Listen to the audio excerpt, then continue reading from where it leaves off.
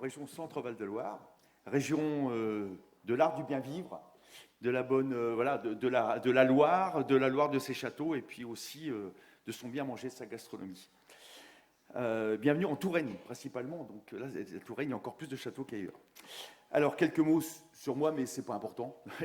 Donc, je suis en GAEC avec mon épouse et mon frère sur une exploitation de 250 hectares avec diverses cultures, dont un peu de maraîchage, donc asperges vertes, quelques hectares de noyers, en vente en coopérative, plus de la volaille qu'on vend en direct, plus un gîte, plus un arrêt camping-car. Enfin, on a une partie touristique et aussi discussion avec le citoyen.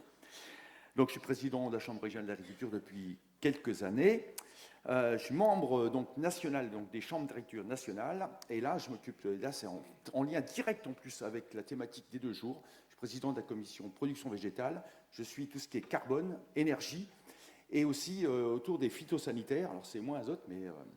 Et au niveau agence de l'eau, donc je suis membre du bureau du comité de bassin, je suis membre du conseil d'administration, pas encore président, c'est la préfecture, et je préside la commission agricole Loire-Bretagne, donc des 36 départements. Donc ça fait un petit peu d'occupation, mais tout ça c'est un petit peu cohérent, et en lien avec la journée d'aujourd'hui. Alors, une photographie, je ne sais pas s'il y a les diapos qui suivent. Donc beaucoup de grandes cultures, pour l'exploitation de grandes cultures, on est très concerné par la thématique.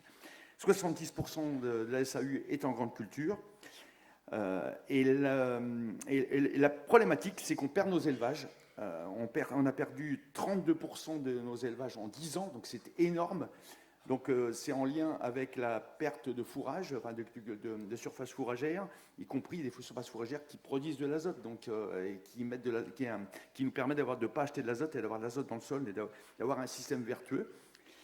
On a une dizaine de pourcents de nos agriculteurs qui sont en agriculture biologique, donc sur 20 000, on a 2 000 exploitations en agriculture biologique, mais c'est pas en lien avec la surface.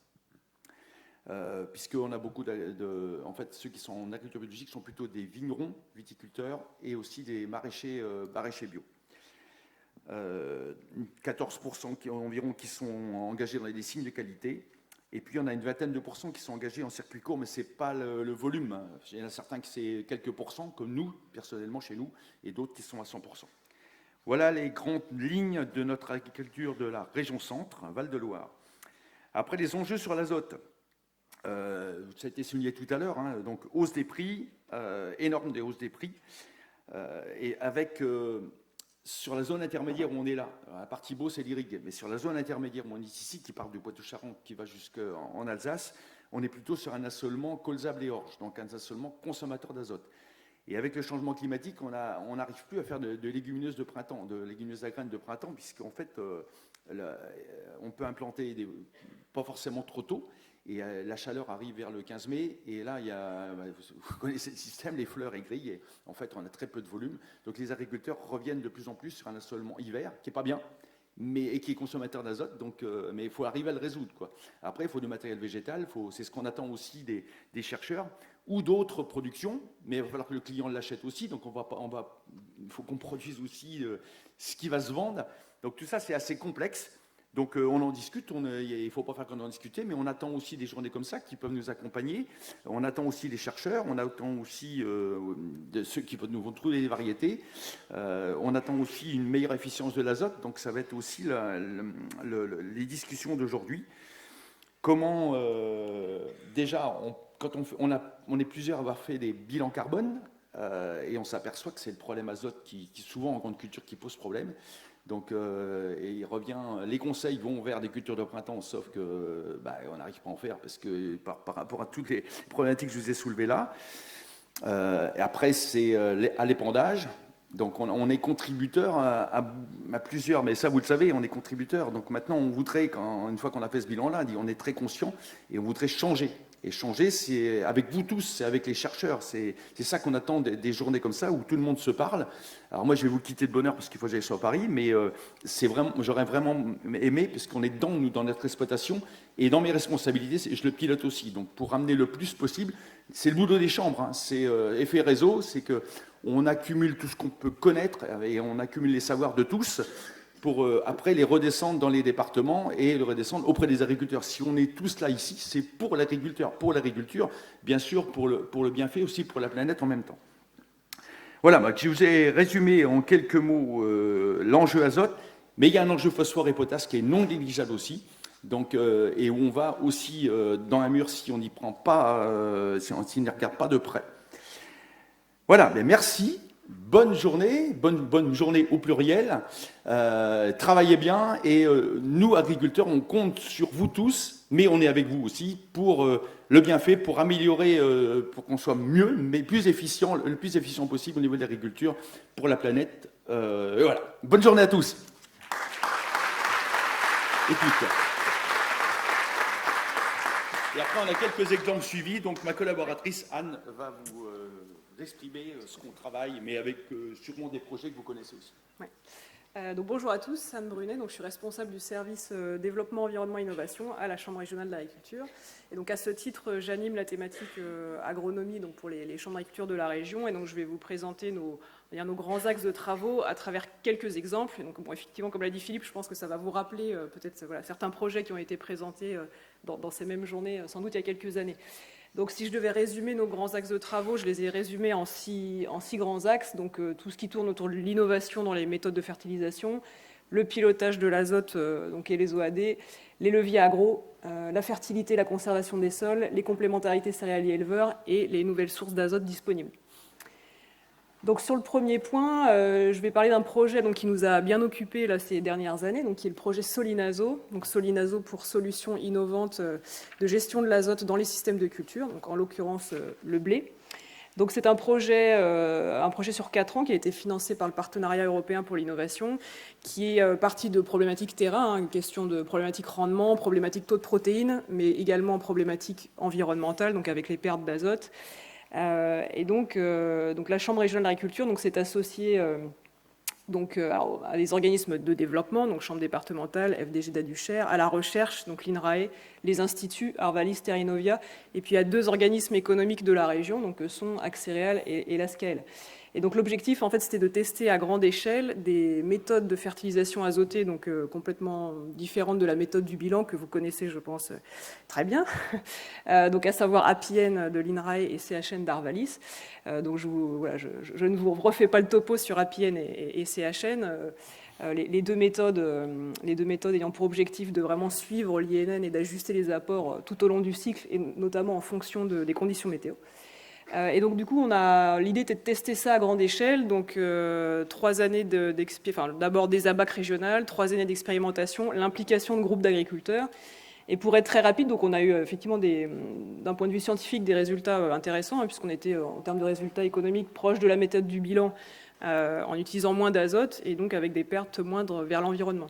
Après, la question qui reste encore à travailler, c'est l'appropriation par les agriculteurs de ce type de méthode-là, puisque intérêt parce que autonomie dans la prise de décision de l'agriculteur. Par contre, complexité aussi, c'est des méthodes qui ne sont pas simples, même s'il y a un intérêt des agriculteurs.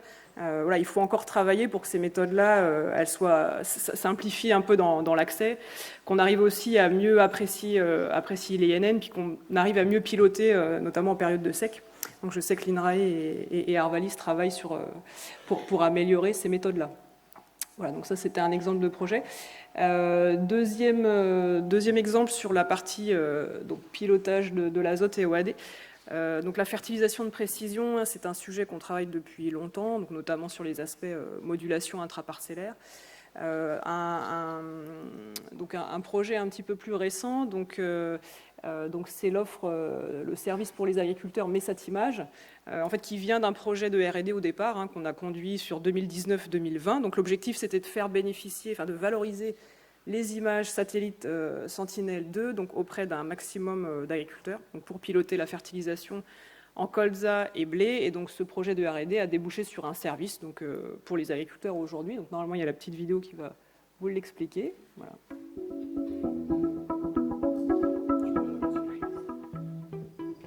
Messatimage, c'est votre conseil agronomique à partir d'imagerie satellite et drones. Avec Messatimage, vous pilotez votre fertilisation azotée sur blé et colza pour optimiser la qualité de vos cultures et de vos rendements. Grâce à Messatimage, vous gagnez jusqu'à 18 € net par hectare. Avec Messatimage, vous optez aussi pour la précision, des modèles développés et testés localement par nos experts. La sécurité. L'outil est conforme à la réglementation et permet d'adapter le plan prévisionnel de fumure. La proximité. Vous bénéficiez d'un accompagnement personnalisé par votre conseiller local de la Chambre d'agriculture. Pour utiliser Messatimage, rien de plus simple. D'abord, choisissez votre parcelle, puis recevez votre carte de conseil par mail. Vous pouvez maintenant réaliser votre intervention. Si vous êtes équipé, votre conseiller local vous fournira une carte de modulation adaptée à votre console. Messatimage est déployé sur l'ensemble du territoire national. Vous êtes abonné Mes Parcelles? Votre saisie est alors automatique. Vos résultats sont directement enregistrés dans Mes Parcelles. Vous gagnez en temps et en simplicité. Messatimage, l'outil qui sécurise vos marges en optimisant vos rendements. Retrouvez toutes les informations sur www.messatimage.proagri.fr.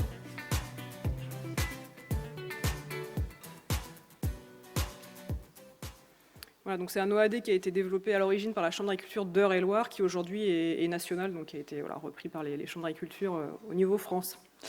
Donc troisième axe, les leviers agronomiques. Donc on mène, comme toutes les chambres d'agriculture, des expérimentations. Donc notre production de référence est mutualisée au niveau régional. Donc on mène par exemple une centaine d'essais par an en grande culture. Donc je vous ai mis, je ne vais pas forcément rentrer trop dans le détail, mais les thématiques, alors qui ont vraiment attrait plus spécifiquement à la fertilisation. Donc en grande culture, donc vous voyez que sur colza, là sur 2023-2024, on va tester donc un peu les biostimulants. On va aussi travailler sur l'accompagnement de la croissance à l'automne, donc en combinant différents leviers. Donc vous voyez que cette thématique évolution de biostimulants, elle revient aussi donc sur blé et sur maïs là, pour cette campagne-là. On a aussi des essais sur la fertilisation des cives à base de digesta. On a des essais spécifiques bio, donc sur la maîtrise de la fertilité en bio, en blé, en colza. Donc aussi bien azote que PK. Donc bien sûr, il y a des essais spécifiques fertilisation. Après, l'important, c'est de les intégrer aussi dans une approche systémique. On a donc sur la plateforme, la ferme expérimentale de Mirmaigne, qui est donc la ferme expé de la Chambre d'agriculture d'Eure-et-Loir, notamment un essai longue durée PK. Et puis donc là c'est la partie grande culture, on travaille aussi la fertilisation en prairie. Donc par exemple on a eu un essai là, il y a quelques années sur la fertilisation phosphopotassique sur prairies multi-espèces riches en graminées. Puis je pourrais aussi citer la ferme expérimentale des Bordes en région qui a 20 ans de recul aussi sur des essais en fertilisation de prairies. Autre axe, la fertilité et la conservation des sols. Donc ça, c'est un sujet qu'on travaille beaucoup en groupe, que ce soit par des groupes de développement thématiques spécialisés sur ce sujet, mais aussi bien sûr des GI2E, des groupes défis, des groupes 30 000. C'est une thématique qui est de plus en plus récurrente dans ce type de collectif. En termes de conseils, donc on a participé aux côtés de la Chambre Nouvelle-Aquitaine au projet Picasol donc en 2021-2022. Donc, qui a permis de capitaliser sur tout ce qui était outils d'aide au choix pour caractériser l'activité biologique des sols et qui nous a permis de formaliser un certain nombre de supports de formation, de conseils pour les agriculteurs. En l'occurrence, donc, la Chambre du Loiret, qui était très impliquée chez nous, donc a effectivement aujourd'hui une offre sur le diagnostic et l'amélioration de la fertilité des sols et donc fait évoluer aussi l'offre de son laboratoire en conséquence. Et puis c'est un sujet qu'on travaille aussi beaucoup à travers la formation, donc formation sur l'agriculture de conservation, la gestion des couverts, la fertilisation, etc. Donc les complémentarités céréaliers-éleveurs, alors j'ai remis un vieux projet, parce qu'il a quasiment 10 ans, mais qui est un projet sur lequel on capitalise toujours, donc qui était le projet Casdar Cérel, qui a travaillé sur les complémentarités céréaliers-éleveurs, plutôt d'un point de vue des ressorts sociologiques, organisationnels, juridiques. Et qui a permis de créer en fait des outils méthodologiques pour accompagner les éleveurs et les céréaliers dans la mise en place de partenariats pérennes.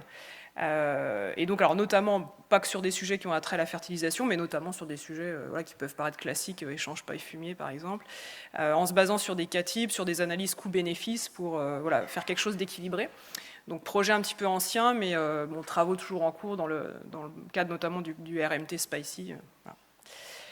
Et puis dernier élément, donc sur tout ce qui est, on va dire, diversification des sources d'azote. Ça, c'est un projet un petit peu plus récent qu'on a démarré cette année. Projet régional autonomie azotée dans le cadre d'un dispositif régional. Donc là, en fait, l'idée de ce projet, c'est d'avoir une approche vraiment globale de la fertilisation, enfin globale et territoriale, et de ne pas scinder un peu les approches comme parfois on le fait. Donc avec plusieurs axes de travaux, un axe sur la production d'azote au sein des exploitations elles-mêmes. Donc là, voilà, c'est les intercultures productrices d'azote.